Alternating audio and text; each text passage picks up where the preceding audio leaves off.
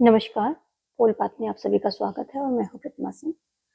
आज आप संविधान में संविधान सभा का गठन, इम्पोर्टेंट समितियाँ, इम्पोर्टेंट फैक्ट, ये सारी चीज़ों के बारे में जानेंगे। और यहाँ से जो मैं क्लासेस दे रही हूँ, बहुत ज़्यादा क्वेश्चन फंसने की उम्मीद है। यहाँ से बहुत ज़्यादा क्वेश्चन पुटअप किए जाएंगे क्योंकि इम्पोर्टेंट पॉइंट को मैं खास तौर पे ध्यान में रखते हुए क्लासेस दे रही हूँ। तो और आप साथ में ये जानें कि ये फुल कोर्स सीरीज चल रही है पॉलिटिकल साइंस की पीजीटी टीजीटी के लिए। तो यदि आप पीजीटी टीजी के लिए अप्लाई किया है तो आप ये सारी क्लासेस देखकर अपने नोट्स बना करके अपनी प्रिपरेशन खुद कर सकते हैं। सेल्फ स्टडी आपको करनी होगी, आपके अपने नोट्स बनाने होंगे और यहाँ की क्लासेस बिल्कुल जो है ऑथेंटिक हैं। सब कुछ सारा मटेरियल एकदम सटीक और सही एक सही डायरेक्शन पर है। तो आप यहाँ से अपने नोट्स बना करके अपनी प्रिपरेशन कर सकते हैं फ्री ऑफ कॉस्ट। और आज का आपका क्वेश्चन है 4 कमिश्नरी क्षेत्रों के नाम क्या थे। यहाँ पर है नहीं होगा, थे होगा क्योंकि ये ब्रिटिश समय की बात जो थी उस समय की बात हो रही है। जो ब्रिटिश टाइम में 4 कमिश्नरी क्षेत्र थे उनके नाम क्या थे, उनके सभी के नाम बताएंगे। पीजीटी लेवल पे इस तरह के क्वेश्चन आते हैं। तो हमने कल की क्लास में ये चारों नाम बताए थे, वो आप हमें आंसर करें कौन कौन से नाम थे। चलिए आगे देखेंगे, आज की क्लास शुरू करते हैं। तो हमने कल चुनाव देख लिए थे कि जो चुनाव हुए थे अंतरिम सरकार के लिए और संविधान सभा के गठन के लिए। संविधान सभा का गठन और अंतरिम सरकार के लिए जो चुनाव हुए उन पे सारी क्लासेस हो गई थी। आज हम शुरू करेंगे संविधान सभा की बैठक से शुरू करेंगे। तो संविधान सभा की बैठकें कब कब होती हैं, तो प्रथम बैठक जो है 9 दिसंबर को होती है। ठीक है, प्रथम बैठक कब होती है? 9 दिसंबर 1946 को होती है। तो पृथक बैठक आपकी 9 दिसंबर 1946 में होती है। पृथक बैठक में अगर देखें तो जो प्रथम बैठक थी वर्तमान संसद भवन, यानी कि जो अभी तो नया शुरू हो गया है, जो 1921 में जिसकी नींव पड़ी थी, उस संसद भवन के सेंट्रल हॉल में इसकी बैठक हुई थी। अध्यक्षता किसने की थी? डॉक्टर सच्चिदानंद सिन्हा ने की थी। ये पहले एवं अस्थायी सदस्य होते हैं, तो अगर पहले पूछा जाए तो भी आप कहेंगे और अस्थायी पूछा जाता है तो भी आप सच्चिदानंद का ही नाम लेंगे। डॉक्टर सच्चिदानंद, इनको ये सबसे वरिष्ठ थे तो इनको चुन लिया गया था अस्थायी सदस्य के रूप में, अध्यक्ष के रूप में इनको चुना गया था। ठीक है, उसके बाद अगली बैठक जो है कब होती है? देखो, फर्स्ट बैठक में एक बार और आपको ध्यान रखनी है कि इसमें सदस्यों की संख्या 208 थी। सदस्यों की संख्या इसमें कितनी थी? 208 थी। क्यों थी? क्योंकि मुस्लिम लीग ने जो है इसमें भाग नहीं लिया था। ठीक है, मुस्लिम लीग ने इसमें भाग नहीं लिया था। इस प्रथम बैठक को बहिष्कार किया था क्योंकि वो पाकिस्तान की मांग कर रही थी, इसी पर उसने भाग नहीं लिया था। और टोटल 208 लोगों ने इसमें प्रथम बैठक में भाग लिया था। पीजीटी लेवल के लिए आप जा रहे हैं तो ये क्वेश्चन आपके लिए मायने रखता है। द्वितीय बैठक की बात कर लेते हैं अब हम कि द्वितीय बैठक में क्या हुआ। तो राजेंद्र प्रसाद को स्थायी सदस्य, जो स्थायी अध्यक्ष राजेंद्र प्रसाद चुने गए। आप सभी को पता होगा यदि आप प्रिपरेशन कर रहे हैं तो इसमें जो स्थायी अध्यक्ष को चुना गया राजेंद्र प्रसाद थे। और बीएन राव को संविधान सभा का जो है संवैधानिक सलाहकार घोषित किया गया। तो यहाँ पर क्या हो जाते? राजेंद्र प्रसाद को अध्यक्ष चुना गया, स्थायी अध्यक्ष। ये सच्चिदानंद अस्थायी थे। ठीक है, ये अस्थायी थे, ये स्थायी थे, तो स्थायी अध्यक्ष चुन लिया जाता है। साथ में इसके साथ में क्या होता है कि बीएन राव को क्या किया जाता है? ये इनको चुन लिया जाता है संवैधानिक सलाहकार के रूप में। 2 चीजें हो गई। तीसरी चीज इसमें एक और होती है, उपाध्यक्ष के लिए भी सदस्यों को चुना जाता है। तो 2 उपाध्यक्ष चुने जाते हैं। कौन? 2 उपाध्यक्ष चुने जाते हैं, यानी कि अध्यक्ष चुना गया तो उपाध्यक्ष भी चुने गए। टी कृष्णामाचारी टी कृष्णा मचारी एक थे, और दूसरे आपके थे एच सी मुखर्जी। ठीक है, एच सी मुखर्जी। तो देखिए दूसरी बैठक में ये इंपॉर्टेंट चीजें हुई थी, इसमें से आप कुछ छोड़ नहीं सकते। यदि आप क्लासेस लेते रहेंगे और पूरी क्लासेस लेंगे विदाउट गैप के, तो मतलब नहीं होता है कि आपका कोई भी क्वेश्चन हमारे क्लास से बाहर जाए। ठीक है, तो देख लीजिए द्वितीय बैठक में क्या हुआ। राजेंद्र प्रसाद अध्यक्ष चुने गए, बी.एन. राव संवैधानिक सलाहकार चुने गए, 2 उपाध्यक्ष चुने गए, कौन कौन से, टी कृष्णाचार्य और एच.सी. मुखर्जी, ये दोनों। फिर तीसरी बैठक में आ जाते हैं। तीसरी बैठक में पंडित नेहरू ने उद्देश्य प्रस्ताव, तीसरी बैठक कब हुआ था? 13 दिसंबर को हुई थी, और 1946 को ही हुई थी, 13 दिसंबर 1946। नेहरू ने क्या किया था? उद्देश्य प्रस्ताव प्रस्तुत किया था।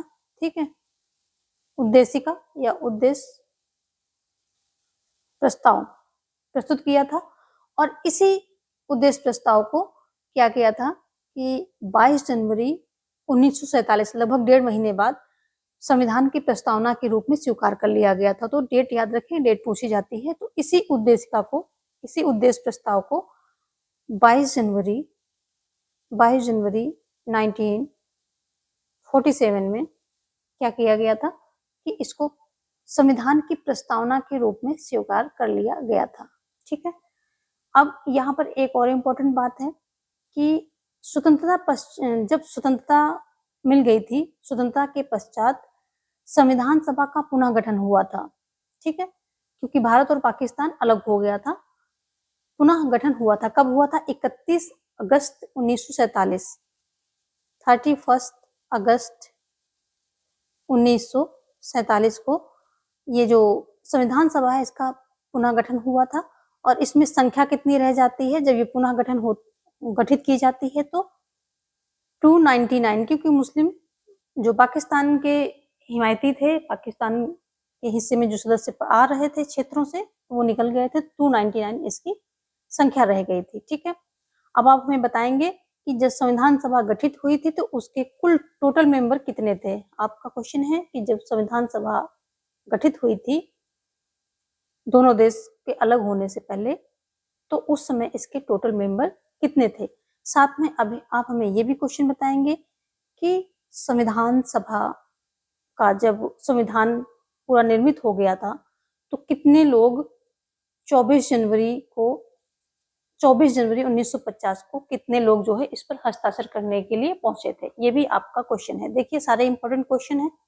तो क्योंकि 24 जनवरी 1950 को अंतिम बैठक हुई थी। ठीक है, चलिए बताएंगे, ये सारे क्वेश्चन आप हमें बताएंगे।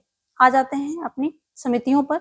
जो इंपॉर्टेंट समितियां थी उसमें सबसे इंपॉर्टेंट समिति कौन सी थी आपकी? प्रारूप समिति, मसौदा, ड्राफ्टिंग, पांडुलेखन कमेटी, कोई भी नाम आप कह सकते हैं, ये सभी थे इसमें। तो इसको आप नाम दे सकते हैं, प्रारूप समिति कह सकते हैं, मसौदा समिति कह सकते हैं, ड्राफ्टिंग कमेटी या पांडुलेखन कमेटी, किसी भी नाम से आप इसको बुला सकते हैं। ये सारी समितियां जो हैं इसके कौन थे? बी.आर. अम्बेडकर अध्यक्ष थे। टोटल इसमें 7 सदस्य थे।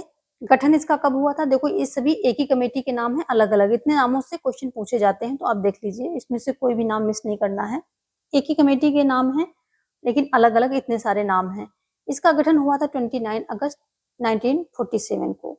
ठीक है, तो 31 अगस्त को क्या होता है? संविधान सभा पुनः गठित की जाती है, और 29 अगस्त को ये कमेटी का गठन होता है। ठीक है, सिर्फ 2 दिन पहले 29 को ये होता, 31 अगस्त को पुनः गठित की जाती है। अच्छा, संविधान सभा में सबसे ज्यादा सदस्य कहाँ से थे? तो संयुक्त प्रांत से थे। संविधान सभा में सबसे अधिक सदस्य कहाँ से थे? क्वेश्चन आता है तो ये संयुक्त प्रांत से सबसे अधिक सदस्य थे। ठीक है, सबसे अधिक सदस्य कहाँ से थे? संयुक्त प्रांत थे। प्रांत से सबसे अधिक सदस्य संविधान सभा में थे। और अगर रियासतों की बात करें तो मैसूर रियासत, ठीक है, मैसूर रियासत से जो देसी रियासतें थी, तो मैसूर रियासत और संयुक्त प्रांत, इन सबसे इन दोनों से सबसे ज्यादा सदस्य कहाँ पर थे? यहाँ संविधान सभा में थे। संविधान सभा की बैठक की बात बाद में करेंगे। चलिए पहले इनके सदस्य देख लेते हैं कितने थे टोटल सदस्य। तो टोटल सदस्य इसमें 7 थे। जो अंबेडकर थे वो अध्यक्ष थे, हमने बताया अभी अभी आपको, अध्यक्ष अंबेडकर इसके अध्यक्ष थे। दूसरे मेंबर थे कृष्णा स्वामी अय्यर, तीसरे थे एन गोपालचारी अयंगर, चौथे के एम मुंशी, टी कृष्णामाचारी। देखो टी कृष्णामाचारी कभी क्वेश्चन में आ जाता है, किसकी जगह पे आए थे? तो ये डीपी खेतान की मृत्यु के बाद आए थे, इनको लाया गया था। इसी तरह जो ये एन माधव राज है, ये बीएल मित्र की जगह आए थे, एन माधव राज, ठीक है। ये बीएल मित्र की जगह आए थे, क्योंकि इनका स्वास्थ्य अच्छा नहीं था तो इनकी जगह पर इनको रिप्लेस किया गया था, ठीक है। आगे है सैयद मोहम्मद। तो ये 7 मेंबर थे। कौन कौन से थे? ये थे Ambedkar, Krishna Swami Ayyar, N Gopalachari Ayyangar, K M Munshi, T Krishnamachari, N Madhavraj और सैयद मोहम्मद। ये 7 इसके सदस्य थे। अब देख लेते हैं संविधान सभा का वाचन। बहुत इंपॉर्टेंट होता है संविधान सभा का वाचन और पूछा जाता है। तो जो सबसे पहला वाचन था वो सबसे संक्षिप्त था, यानी कि सबसे छोटा वाचन पूछा जाता है। सबसे छोटा कौन सा था, सबसे बड़ा कौन सा था, कब समाप्त होता है, तो ये सारी चीजें पूछी जाती हैं। 4 नवंबर 1948 को शुरू होता है और 9 नवंबर 1948 ये समाप्त हो जाता है। तो ये कहाँ पर होता है? ये सबसे पहला वाचन होता है प्रथम होता है और सबसे छोटा होता है, ये भी ध्यान रखेंगे। यही सबसे छोटा वाचन भी है। प्रथम वाचन 4 नवंबर से 9 नवंबर 1948 तक चलता है। सेकंड वाचन की बात करें तो ये 15 नवंबर से शुरू होता है, वही 5 दिन बाद शुरू हो जाता है। 15 नवंबर 1948 को शुरू हो जाता है और 17 अक्टूबर 1949 लगभग 1 साल चलता है। तो ये सबसे क्या हुआ, दूसरा है, ये द्वितीय वाचन था और सबसे बड़ा वाचन था, ठीक है। सबसे बड़ा ये हुआ, सबसे छोटा वो हो गया। जो तीसरा है ये 14 नवंबर 1949 को शुरू होकर के 16 नवंबर 1949 तक चलता है। सॉरी, यहाँ पर 16 नहीं होगा, 26 होगा, मिसप्रिंट था। ये 14 से 26 तक चलता है, क्योंकि अगर 16 होगा तो सबसे छोटा यही हो जाएगा। 14 16 तो सबसे छोटा यही हो जाएगा, नहीं, सबसे छोटा पहला था तो वो 4 नवंबर से 9 नवंबर के बीच में चला था। ये 14 नवंबर से 26 नवंबर 1949 के बीच में चला था। तीसरा था, ये कौन सा था? तीसरा था और इसी में इसका समापन हो जाता। वाचन का जो है समाप्त यहीं से हो जाता, समापन इसी वाचन से इसका समापन हो जाता है। किसका? वाचन का जो वाचन की प्रक्रिया होती है वो 3 प्रक्रिया में प्रोसेस की जाती है। पहला सबसे छोटा होता है, बीच वाला सबसे बड़ा होता है और तीसरे में ये समाप्त हो जाता है। आगे देखेंगे, अगला है 26 जनवरी 1950 को जो है ये जो संविधान होता है ये पूर्णतः प्रभावी कब होता है? 26 जनवरी 1950 को पूर्णतः जो है प्रभावी हो जाता है, यानी कि बनकर रेडी तो 26 जनवरी ये 26 नवंबर 1949 को हो जाता है। 26 नवंबर 1949 को ये रेडी हो जाता है और अंगीकृत कर लिया जाता है, ठीक है। अंगीकृत इसको कर लिया जाता है, अंगीकृत कर लिया जाता है। साथ में ये अंशतः लागू भी होकर दिया जाता है। कुछ कुछ इसके प्रावधान लागू भी हो जाते हैं, पूर्णतः नहीं होता, अंशतः लागू, ये सभी चीजें इससे संबंधित हैं। 26 नवंबर 1949 को हमारा संविधान क्या हो जाता है? ये बनकर रेडी हो जाता है, इसको अंगीकृत कर लिया जाता है और अंशतः यानी कि इसके कुछ प्रावधान लागू कर दिए जाते हैं, ठीक है। और इसके निर्माण में समय की बात करें तो इसके निर्माण में समय लगता है आपका, कितना लगता है? 2 वर्ष 11 महीने और 18 दिन, ये इसका निर्माण का टाइम है, ड्यूरेशन है। अगर हम बात कर लें कि इसमें कुल कितने भाग थे, तो देखो संविधान में जो मूल संविधान था उसमें 22 भाग थे, आज भी 22 ही हैं। अगर हम अनुच्छेद की बात करें कि अनुच्छेद टोटल कितने थे, तो 395 थे। अभी भी मूल अनुच्छेद जो है 395 ही हैं। इसके सब सेक्शन जो हैं, सब सेक्शन ये 465 के अराउंड है, ठीक है, तो वो नहीं काउंट किया जाता है। आपसे अनुच्छेद, जो मूल अनुच्छेद है वही पूछा जाता है। अनुसूची की बात करें, अनुसूची तो अनुसूची कितनी थी? मूल संविधान में 8 अनुसूची थी, 4 इसमें बढ़ोतरी हुई है, अब प्रेजेंट टाइम में 12 अनुसूचियां हैं, ठीक है। चलिए आगे देखेंगे, यहाँ पर हम आ जाते हैं। इसमें 24 जनवरी 1950 को अंतिम बैठक थी, ठीक है। 24 जनवरी 1950 को अंतिम इसकी बैठक थी, जो कि 12वीं बैठक थी। 12वीं बैठक ही अंतिम अधिवेशन था। 12वां एवं अंतिम अधिवेशन था। कब था? 24 जनवरी 1950 को, ठीक है। तो उसको अगर पूछा जाए कि 12वां अधिवेशन कब था, तो इसी दिन था, 24 जनवरी 1950 को। अगर पूछा जाए 12वां या अंतिम बैठक कब थी, तो यही होगा 24 जनवरी को। अगर पूछा जाता है कि अंतिम अधिवेशन कब होगा, तो यही होगा 24 जनवरी 1950। तो अंतिम अधिवेशन, अंतिम बैठक और जो है 12वां अधिवेशन, इनमें से कुछ भी पूछा जाए आपका आंसर सेम रहेगा, 24 जनवरी 1950 को, ठीक है। आगे क्या होता है? इसी दिन जो राजेंद्र प्रसाद को राष्ट्रपति चुना गया था, वो पहले क्या थे? संविधान सभा के अध्यक्ष थे, अभी उनको राष्ट्रपति चुन लिया गया था। तो इसी दिन 24 जनवरी 1950 को, ठीक है, 24 जनवरी 1950 को ही राजेंद्र प्रसाद को राष्ट्रपति जो है चुन लिया गया था, ठीक है। और साइन करने कितने लोग पहुंचे थे? तो 284 सदस्य उसमें सिग्नेचर करने पहुंचे थे इसी दिन 24 जनवरी 1900। क्वेश्चन किया जाता है कि कब हस्ताक्षर कब हुए, तो 24 जनवरी 1950 को ही संविधान पर जो है हस्ताक्षर हुए थे सभी के, और 299 टोटल सदस्य थे और 284 पहुंचे थे, ठीक है। कुछ स्वास्थ्य की वजह से कुछ की मृत्यु हो गई और कुछ किन्हीं कारणों से नहीं पहुंच पाए थे। आगे बात करेंगे, 26 जनवरी 1950 को आपका संविधान पूर्णतः लागू हो जाता है और 26 जनवरी 1950 को ही राज चिन्ह अपनाया गया, ठीक है। 26 जनवरी को पूर्णतः प्रभावी होता है और इसी दिन आपका राष्ट्र चिन्ह अपनाया जाता है। ये भी क्वेश्चन आता है कि राष्ट्र चिन्ह किस दिन अपनाया गया, तो 26 जनवरी 1950 को अपनाया गया। ये कहाँ से लिया गया था? तो ये सारनाथ से लिया गया था, ठीक है। और आपका राष्ट्र चिन्ह है क्या? तो जो शेर के मुख होते हैं वो आपका राष्ट्र चिन्ह है, तो वो सारनाथ से लिया गया है और यही राष्ट्र चिन्ह के रूप में इसको अपनाया गया है। सत्यमेव जयते सूत्र जो है ये कहाँ से लिया गया है?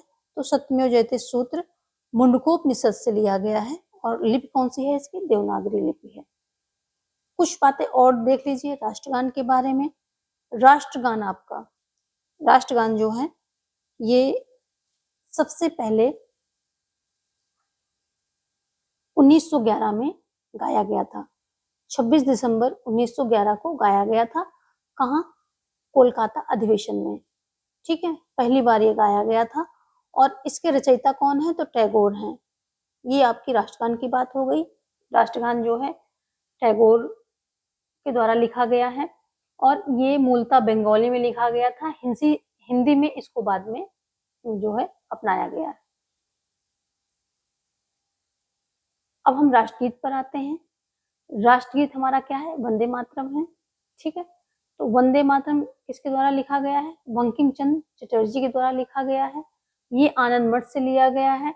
और अगर हम पहली बार गाने की बात करें तो ये पहली बार ये कलकत्ता अधिवेशन में 1896 यानी कि 1896 में गाया गया था। तो ये सारी बातें आपकी राष्ट्रगीत और राष्ट्रगान के बारे में हो गई।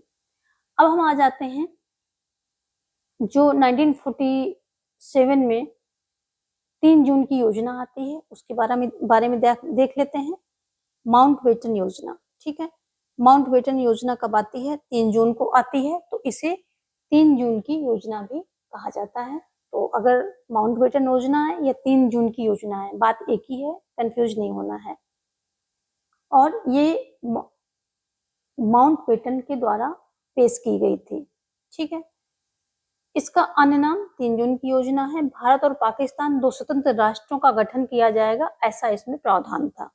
ठीक है, भारत और पाकिस्तान 2 स्वतंत्र राष्ट्रों का गठन किया जाएगा, ये प्रावधान इस योजना में था, यानी कि माउंटबेटन योजना या 3 जून की योजना में यही प्रावधान था। भारतीय स्वतंत्रता विधेयक 1947 की बात कर लेते हैं। ठीक है, भारतीय स्वतंत्रता विधेयक 1947 की बात करेंगे। इसकी बात कर ले हम तो ये जो 4 जून 1947 को ब्रिटिश संसद में पीएम क्लीमेंट एटली के द्वारा प्रस्तुत किया गया था। तो अब यहाँ पर आ रही है ब्रिटिश संसद में कब प्रस्तुत किया गया, तो 4 जून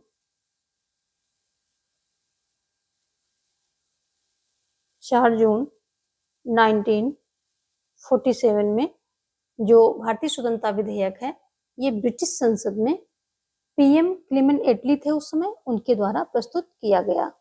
उसके बाद बात करते हैं पारित कब हुआ, तो ये पारित हुआ था 15 जुलाई में हुआ था। 15 जुलाई 1947 सेम ईयर में ये पारित हो गया था।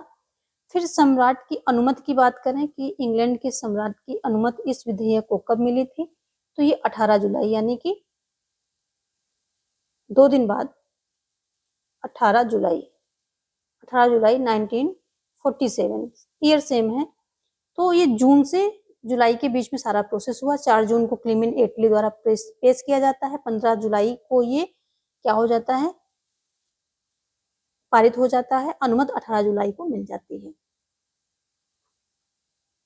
हमारा जो संविधान सभा है उसका प्रतीक या मुहर की बात की जाए तो हाथी है। ये इंपॉर्टेंट क्वेश्चन है, इसको हमने बीच में डाल रखा है, तो ये भी आप ध्यान देंगे। ये एक अलग और इम्पोर्टेंट क्वेश्चन है। हमारे संविधान सभा का प्रतीक कह लिया जाए या मोहर कह लिया जाए तो कौन है, ये हाथी है। ठीक है, आगे चलते हैं। राष्ट्रध्वज पर आ जाते हैं। 22 जुलाई 1947 को अपनाया गया था, तो ये इंपॉर्टेंट डेट है आपकी।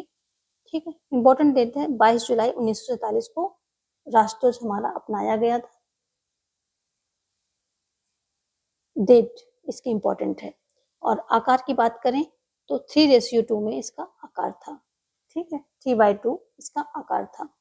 शक संवत 1957 ग्रेगोरियन कैलेंडर के अनुसार। ठीक है, अभी देखेंगे आगे संविधान सभा की प्रमुख समितियां, इनको देख लेते हैं। तो एक तो प्रारूप समिति की हमने बात कर ली थी, क्योंकि ये बहुत ही इंपॉर्टेंट समिति थी। उसके कौन कौन से मेंबर हैं तो वो भी बहुत ज्यादा पूछे जाते हैं, इसलिए उसको अलग से देखा। अभी हम संविधान सभा की सारी प्रमुख समितियां हैं जो उनकी बात करेंगे। तो सबसे पहले देख लेते हैं संघ शक्ति समिति, संघ संविधान समिति और संघ राज्य समिति। ये अध्यक्ष इसके कौन थे, जेएल नेहरू थे, इनकी निगरानी में थी, इनके अंडर में थी। आगे चलते हैं। देशी रियासत समिति, संचालन समिति, ठीक है, और नियम समिति और तदर्थ झंडा समिति, ये डॉक्टर राजेंद्र प्रसाद के अंदर में थी। और इसमें से जो है ये और ये दोनों वेरी इंपॉर्टेंट हैं, रिपीटेडली एग्जाम में पूछी जाते हैं। तदर्थ झंडा समिति और संचालन समिति डॉक्टर राजेंद्र प्रसाद। ठीक है, आगे देखेंगे। प्रांतीय संविधान समिति, मौलिक अधिकार समिति, अल्पसंख्यक समिति, ये वल्लभ भाई पटेल के अंडर में थी। ठीक है, कुछ और प्रमुख हैं जैसे कि प्रारूप समिति, अंबेडकर अध्यक्षता कर रहे थे, आपको पता ही है। तदर्थ मौलिक अधिकार समिति, मिक्स मत करना, यहाँ पर मौलिक अधिकार है और यहाँ पर तदर्थ लग गया। तदर्थ जहां पर लग गया वो एक उप हो जाता है। उप मौलिक अधिकार समिति जीबी कृपलानी थे। अल्पसंख्यक उप समिति एचसी मुखर्जी थे। और कार्य संचालन समिति कौन से थे, के मुंशी। तो देखो यहाँ कार्य संचालन, अल्पसंख्यक उप समिति, इन सब पे ध्यान देना। यहाँ पर जो राजेंद्र प्रसाद है इनके अंडर में संचालन समिति है, लेकिन जो कार्य संचालन समिति है ये किसके अंडर में है, के मुंशी के अंडर में है। इसी तरह अल्पसंख्यक उप समिति एचसी मुखर्जी के अंडर में है, जबकि अल्पसंख्यक समिति वल्लभ भाई पटेल के अंडर में है। तो जो थोड़े तो इसी तरह तदर्थ मौलिक अधिकार, ये जेबी कृपलानी देख रहे हैं, लेकिन जबकि मौलिक अधिकार की बात करें तो ये कौन देख रहा है, वल्लभ भाई पटेल देख रहे हैं। तो थोड़ा थोड़ा सा अंतर है, जहाँ पे तदर्थ उप लग जाता है तो वो सब समिति हो जाती है उसकी, उस पर आप ध्यान रखिएगा। चलिए आगे देखेंगे। ये समितियां हो गई जो मेन समितियां थी। अब हम संविधान के स्रोत की बात कर लेते हैं। तो संविधान, कहते हैं कि भारत का संविधान उधारों का थैला है, लेकिन ऐसा कुछ नहीं है। हमें जहां से भी जो भी अच्छी चीजें मिलती हैं तो लेने में कोई बुराई नहीं है। हमारे प्रोसेस जो है, कार्य जो है अच्छे से होने चाहिए, चाहे देश की बात हो या फिर घर की बात हो या अपने अंदर गुणों की बात हो। अच्छी चीजें, अच्छे गुण हमेशा ले लेने चाहिए और बुरे चीजें छोड़ देनी चाहिए। चलिए देखेंगे संविधान के स्रोत की बात कहाँ कहाँ से लिया गया। तो सबसे अधिक जो है, अगर हम स्रोत की बात करें कि सबसे ज्यादा कहाँ से लिया गया था, तो जो 1935 का भारत शासन अधिनियम था, भारत शासन अधिनियम, यहाँ से सबसे ज्यादा जो है उठाया गया, यानी कि यहाँ से सबसे ज्यादा लिया गया है। तो ये सबसे बड़ा स्रोत है हमारे प्रेजेंट संविधान का, और इसका 1935 के भारत शासन अधिनियम का सबसे ज्यादा ऋणी है हमारा प्रेजेंट संविधान। अब ब्रिटेन से बात कर लेते हैं। ब्रिटेन से क्या क्या था, तो देखो एकल नागरिकता थी, ठीक है, और क्या था, संसदीय प्रणाली, संसदीय विशेषाधिकार, विधि का शासन, विधि के समक्ष समता, विधि निर्माण प्रक्रिया, राष्ट्रपति की संवैधानिक स्थिति, लोक सेवकों का कार्यकाल। ये 8 प्रावधान थे जो ब्रिटेन से लिए गए। अब हम अमेरिका की बात करते हैं, ठीक है। अमेरिका से क्या क्या लिया गया, मौलिक अधिकार लिए गए, स्वतंत्र न्यायपालिका ली गई, न्यायिक पुनरावलोकन लिया गया, विधियों का समान संरक्षण लिया गया, संविधान की सर्वोच्चता ली गई, राष्ट्रपति पर महाभियोग लिया गया, उपराष्ट्रपति का पद लिया गया, प्रस्तावना ली गई, वित्तीय आपात लिए गए। अमेरिका की बात हो गई। अब हम रूस की यानी कि रसिया की बात करते हैं। तो रसिया में आपको पता है, वहां से हमारे जो है मौलिक कर्तव्य लिए गए हैं, समाजवाद लिया गया है, सामाजिक, आर्थिक, राजनीतिक न्याय लिया गया है, ठीक है, और पंचवर्षीय योजनाएं ली गई है, ठीक है। तो जो नेहरू जी ने पंचवर्षीय योजनाएं शुरू की थी वो वहीं से, जो इंदिरा गांधी ने मौलिक कर्तव्य डाले वो रूस से ही इंस्पायर थी, ठीक है। चलिए अब कनाडा पर आ जाते हैं। कनाडा से हमें क्या क्या, हमारे संविधान में क्या क्या रखा गया है, तो संघात्मक व्यवस्था रखी गई है, अवशिष्ट शक्तियां रखी गई हैं, राज्यपाल का पद रखा गया है, और जीएसटी का स्वरूप रखा गया है। जीएसटी का स्वरूप रखा गया है। आयरलैंड की बात कर लेते हैं। आयरलैंड से क्या क्या लिया गया है, तो एक बहुत फेमस जो आपसे बार बार पूछा जाता है, नीति निर्देशक तत्व आयरलैंड से ही लिए गए हैं। राज्यसभा में 12 मनोनीत सदस्य आयरलैंड से लिए गए हैं। राष्ट्रपति के निर्वाचन की रीति वो कहाँ से, आयरलैंड से ही ली गई है। ऑस्ट्रेलिया की बात करें तो समवर्ती सूची ली गई है, प्रस्तावना की भाषा ली गई है। तो ध्यान रखेंगे, प्रस्तावना की भाषा और प्रस्तावना, इनमें अंतर है। प्रस्तावना कहाँ से ली गई है, अभी हमने बताया कि प्रस्तावना अमेरिका से ली गई है, लेकिन प्रस्तावना की भाषा कहाँ से ली गई है, तो ये जो प्रस्तावना की भाषा है ये ऑस्ट्रेलिया से ली गई है, ठीक है। तो ऑस्ट्रेलिया से क्या क्या लिया गया, समवर्ती सूची ली गई है, प्रस्तावना की भाषा ली गई, केंद्र राज्य संबंध भी लिए गए हैं। फ्रांस की बात करें, ऑस्ट्रेलिया की बात हमने कर ली, अब हम फ्रांस की बात करते हैं। गणतंत्र जो है वहां से लिया गया है। जीएसटी का प्रावधान, जीएसटी का स्वरूप कहाँ से है, कनाडा से है, लेकिन जीएसटी का प्रावधान कहाँ से है, तो वो फ्रांस से है। और तदर्थ न्यायाधीश, ठीक है, तो तदर्थ न्यायाधीशों की व्यवस्था भी कहाँ से, फ्रांस से ही ली गई है। एडहॉक जो जस्टिस होते हैं ये कहाँ, फ्रांस से ही लिया गया है। आगे देखेंगे, दक्षिण अफ्रीका से क्या क्या लिया गया हमारे यहाँ, तो दक्षिण अफ्रीका से संविधान संशोधन की प्रक्रिया ये ली गई है। संविधान संशोधन की प्रक्रिया कहाँ, दक्षिण अमेरिका से ली गई है। इसी तरह जो है अगर हम जर्मनी की बात करें, ठीक है, जर्मनी की बात करें, जर्मनी, तो जर्मनी से लिया गया है आपात उपबंध। लेकिन कभी कभी ये पूछा जाता है कि जर्मनी से जो आपात उपबंध लिया गया है वो जर्मनी के किस संविधान से लिया गया, तो जर्मनी के जो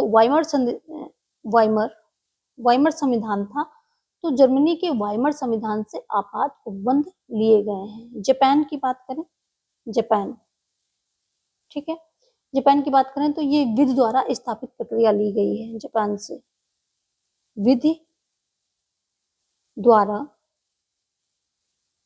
स्थापित प्रक्रिया, ये कहाँ, जापान से ली गई है। तो आज की क्लास हम यहीं पर वाइंड अप करेंगे और उम्मीद करते हैं ये सारी क्लासेस आपके लिए बहुत ही बेनिफिशियरी होंगी और आप नोट्स बना रहे होंगे। विदाउट नोट्स आपको ये बिल्कुल भी बहुत कम फायदा देंगी, एक अंडरस्टैंडिंग डेवलप करेंगी, लेकिन आप साथ साथ अगर नोट्स बना लेंगे वीडियो को पॉज करते हुए तो आपको कहीं यहाँ वहाँ जाने की ज़रूरत नहीं है और सब कुछ आपको यहाँ पर मिलेगा। इम्पोर्टेंट भी कुछ भी यहाँ से बाहर नहीं जाएगा। यदि आप पीजीटी तक के लिए जा रहे हैं तो पूरा यहाँ पर आपको मिलेगा।